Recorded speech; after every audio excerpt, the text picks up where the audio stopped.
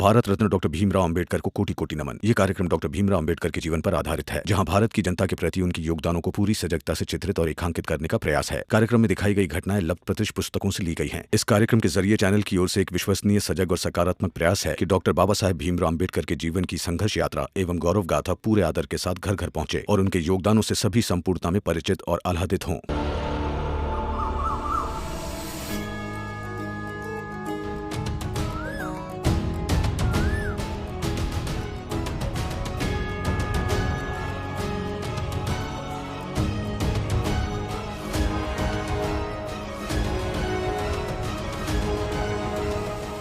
देखो देखो अब यही दिन देखना बाकी रह गया था। अरे देखो तो सही कैसे लग रहे हैं सबके सब। भीम के रहते जो न देखना पड़े वो कम है।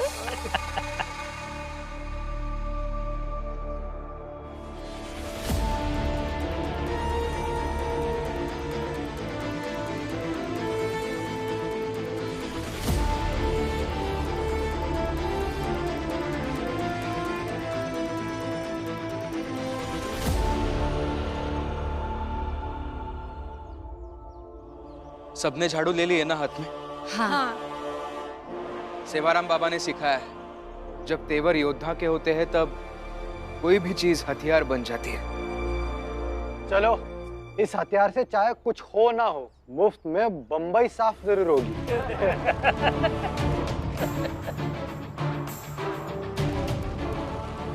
अब जो साफ होगा वो होगा। चलो भीम।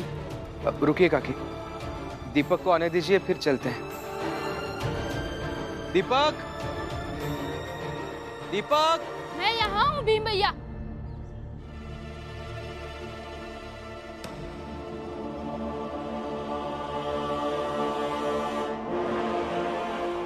दीपक, तुम कहाँ गए थे? सफाई की शुरुआत यहीं से करने। आ जाइए कप्तान साहब।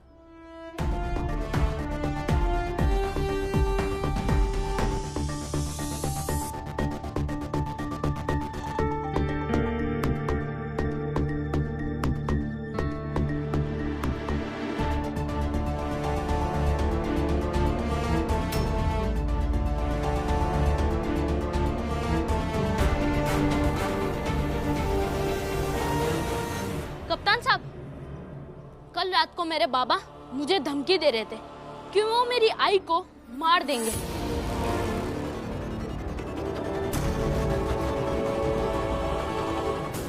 तो मैं इन पर केस करता हूँ, ले जाइए आप इन्हें।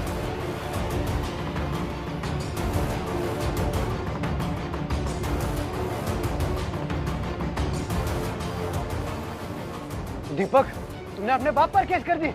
हाँ बाबा, आपके दिमाग की गंदगी साफ होना जरूरी है, और तभी तो झाड़ू को शस्त्र बनाने का सही अर्थ होगा।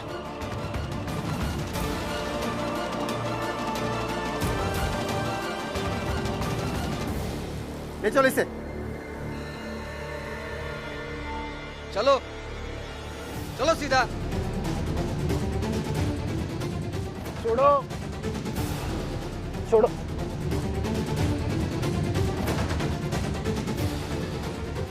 शोभा, अरे रोको पुलिस को, रोको। हितेश भाऊ, अभी मैं भीम के बाजू में खड़ी हूँ, जो हमेशा न्याय की बात करता है, और पुलिस अपना न्याय करेगी।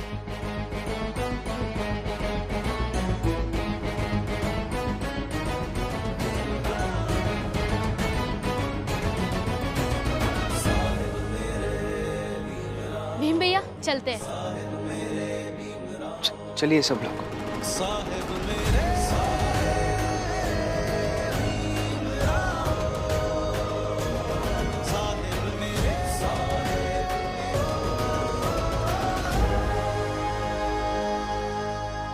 अभी भी कुछ नहीं बिगड़ा है।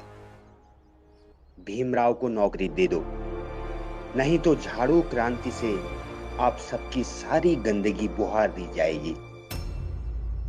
बाबा, समझाया था ना तुम्हें कल प्यार से कि फालतू के पचों में मत पड़ो। अरे शांति से भिक्षा मांगो और अपनी जिंदगी बिताओ। लेकिन जिद्दी हो, मानोगे नहीं। इनकी हालत देख के वही कहावत याद आती है, खोखला चना बाजे घना।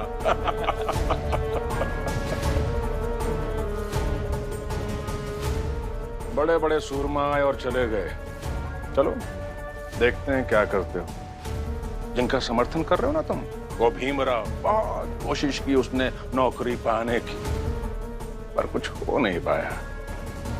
चलो तुम भी कोशिश करके देख लो, देखते हैं क्या कर पाते हो। और रही बात ये झाड़ू से गंदगी बुहारने की, तो गंदगी नहीं, ताज हैं हम। अरे ऊंची जात के लोग हैं, इस समाज की शान, मुकुट हैं। और बाबा, गंदगी मुकुट से नहीं, पैरों से बुहारी जाती है। मेरी एक बात अपने दिमाग में बिठा लेना, जब भी इस समाज से गंदगी बुहारने का समय आएगा, सबसे पहले वो जिनका समर्थन कर रहे हो ना तुम, वो और तुम बुहारे जाओगे।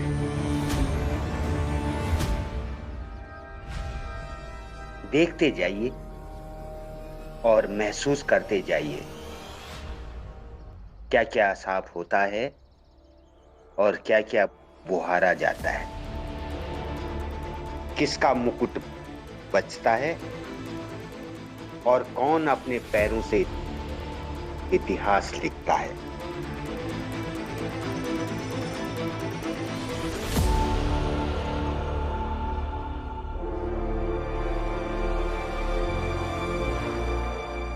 और अगर कुछ सुन पा रहे हैं तो सुनिए।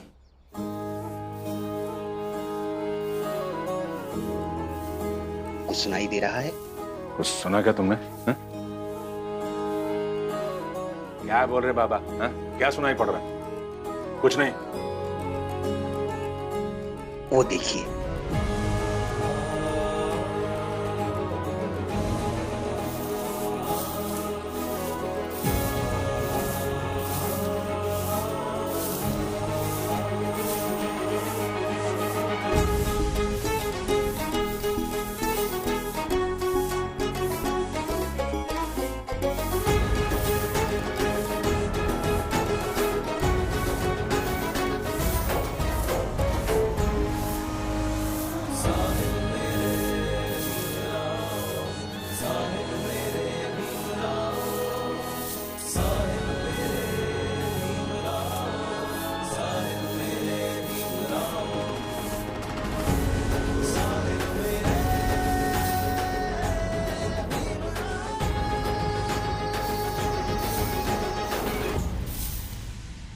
चलो अच्छा है, अच्छा काम दिया। इन सब की औकात के हिसाब से काम दिया है तुमने ने। इसी बहाने थोड़ी बहुत सफाई भी हो जाएगी यहाँ की। मगर मैं समझ नहीं पा रहा हूँ, ये सब करने से क्या होगा? इससे उस भीमराव को कैसे नौकरी मिलेगी? देखते जाओ कैसे मिलेगी। फिलहाल इतना समझ लो कि अभी बहुत बड़ा तूफान आने वाला है।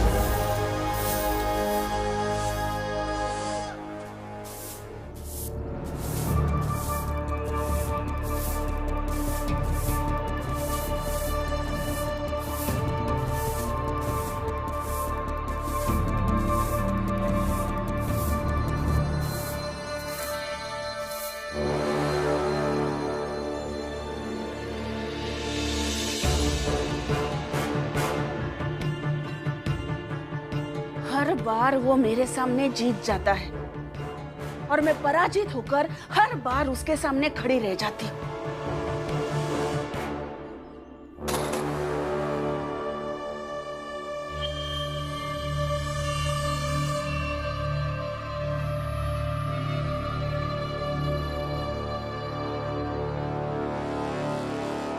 जीजाबाई, चीड़ का गुस्सा बहुत बुरा होता है। नहीं यार दीदी, आज भाषण नहीं, नहीं तो मुझसे बुरा कोई नहीं होगा। और कितनी बुरी बनेगी? तू है ही बुरी, सबसे बुरी, और सबके लिए बुरी है। सबके लिए बुरी नहीं हूं, मैं बुरी हूं बस उस भीम के लिए। ऐसा तुझे लगता है? तुझे लगता है कि तू सिर्फ भीम के प्रति बुरी है, बाकी सब के प्रति अच्छी है। लेकिन ऐसा नहीं होता है। जो बुरे हैं वो सबके लिए बुरे ही है। इंसान चुन के किसी के लिए बुरा और चुन के किसी के लिए अच्छा नहीं होता है। और तुझे क्या लगता है जीजाबाई कि तू पत्नी अच्छी है?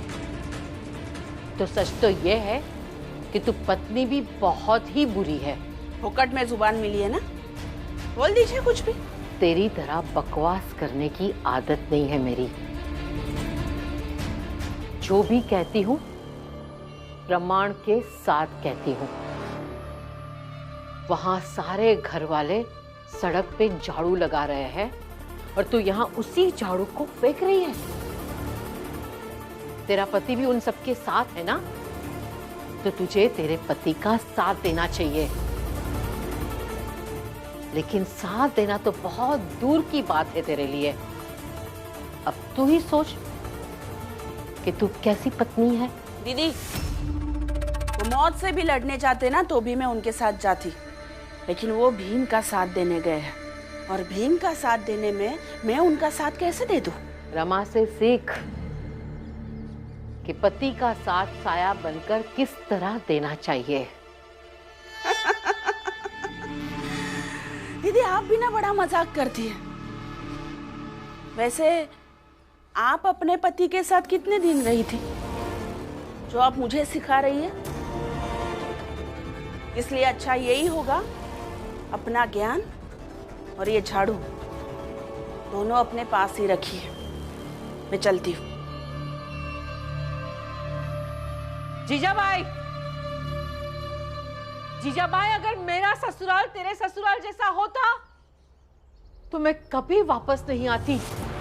तू मुझे जानती कितना है, कितना जानती है तू मुझे।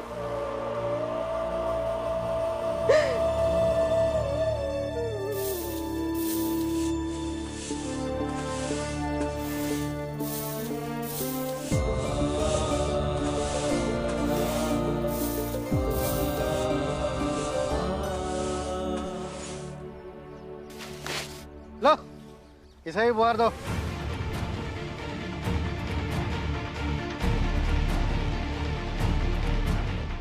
ये क्या बदतमीजी है? अरे साथ नहीं दे सकते तो कम से कम तकलीफ तो मत दीजिए, थोड़ी तो शर्म कीजिए। शर्म क्यों करे? जो काम कर रहे हो वही तो करने को दिया है। अभी बताता हूँ तुम। भैया भैया शांत हो जाइए। देखिए, हम शांतिपूर्ण ढंग से ये काम कर रहे हैं, वैसे ही करते रहते हैं। अगर हम कुछ लड़ाई झगड़ा करेंगे तो ये आंदोलन उपद्रवी काम बनकर रह जाएगा और ये कानूनन अपराध होगा। और हम ये सब अपने हक की मांग करने के लिए कर रहे हैं, अपराधी बनने के लिए नहीं। इसलिए शांत हो जाइए, जो कर रहे हैं वैसे करते रहते हैं। बाला, शांत हो जाओ। रुको।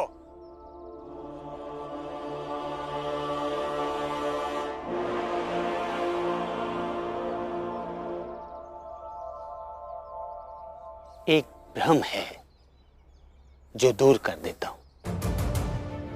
सफाई वाले कितनी मेहनत से काम करते हैं, लेकिन उससे दुनिया साफ नहीं होगी। ये दुनिया तब साफ होगी जब कचरा फेंकने वाला समझदार होगा।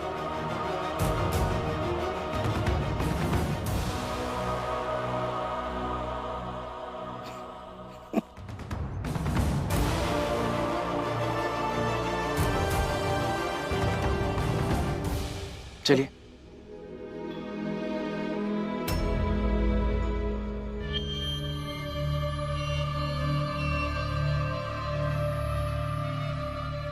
प्रणाम साहब।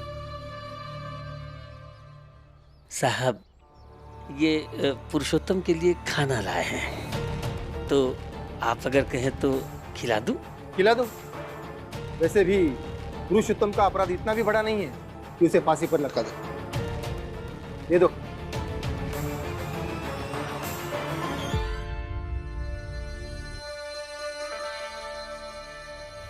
लो लो पुरुषोत्तम, खाना खा लो लो।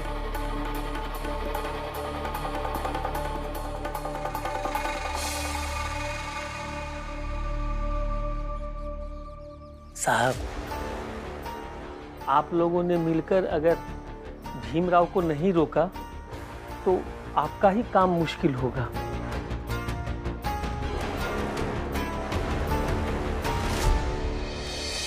देखिए ना, एक दीपक को भीमराव समझाया, कितना बवाल हो गया। सोचिए साहब, ऐसे ही अगर कुछ और दीपक तैयार हो जाएंगे तो कितना बवाल होगा। फिर आप कैसे पूरे समाज को संभालेंगे? अरे कैसी बात कर रहे हैं हितेश बाबू, अभी कौन सा ये संभाल पा रहे हैं? पूरे शहर में झाड़ू लेकर घूम रहा है, कुछ हो पा रहा है इन सब से? दरअसल जो सबसे ज्यादा क्रांति की बात करता है वो सबसे पहले खतरा अपने घर वालों का ही है। देखो कैसी हालत हो गई है पुरुषोत्तम की। बाप होकर भी बेटे से हारकर जेल में पहुंच गया, और शर्म आ रही होगी वो अलग। वही तो साहब, बेटा तो बेटा, उसकी बीवी भी कम है क्या? अरे वो भी तो भीम भीम वाली ही है ना। देखिए, हम सब तो कम से कम पुरुषोत्तम के लिए खाना लेकर के भी आए, लेकिन इसकी बीवी को क्या फर्क पड़ता है? उसका पति खाना खाया कि नहीं खाया, कोई फर्क नहीं पड़ता है। हाँ?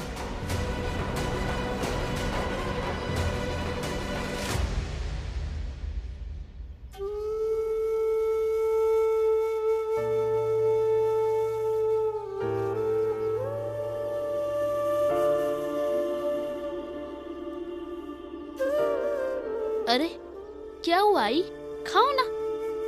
बेटा तुम खाओ, मुझे भूख नहीं है। बाबा को लेकर चिंतित हो? अरे वो ऐसे ही है, तो गए थाने।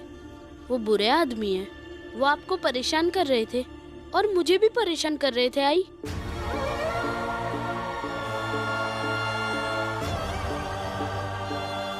अरे आई, आप रो क्यों रही हो? उस आदमी के लिए, उस गिरे हुए मतलबी आदमी के लिए। दीपक,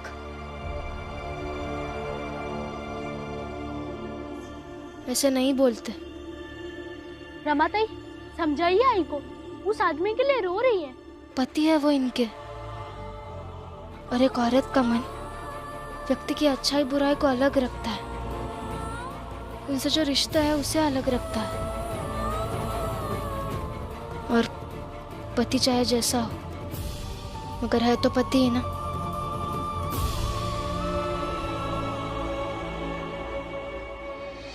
मतलब बाबा को थाने पहुंचाकर मैं आई का गुनहगार बन गया?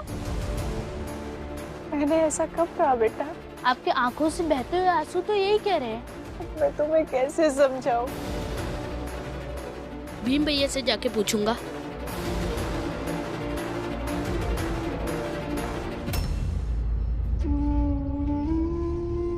काकी,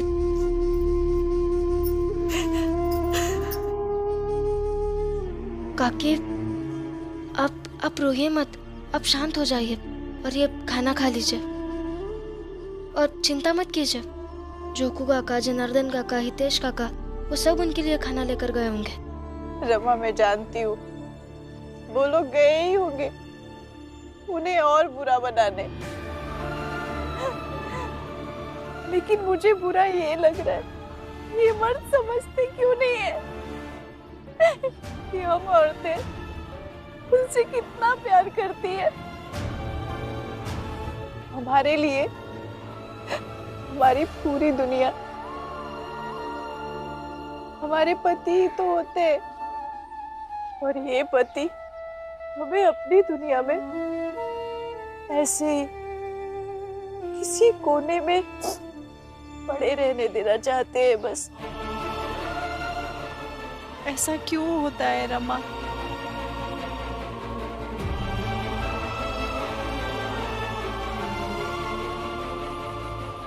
शांत हो जाइए, ये लड़ाई लंबी है काकी।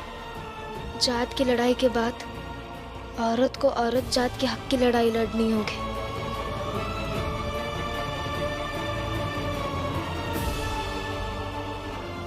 और इसके लिए ताकत तो चाहिए ना। कबीरा सोई